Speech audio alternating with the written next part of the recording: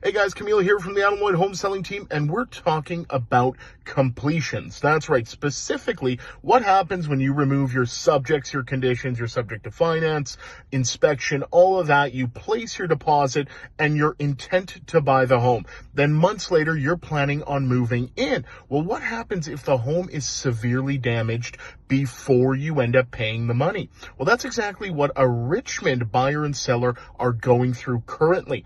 Now, a buyer had purchased a home in 2021 to move into in early 2022. Well, between the condition removal time and that completion period, a severe storm had hit the Richmond area and caused an awful flood in the home.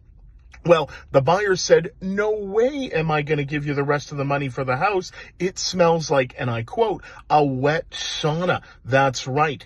Now, what ended up happening was they went to court and the judge sided with the buyer, saying they should receive their deposit back and not need to complete with the home, because of course the home was in a different condition than it was when they had removed their subjects, those conditions, right? It was in a different state.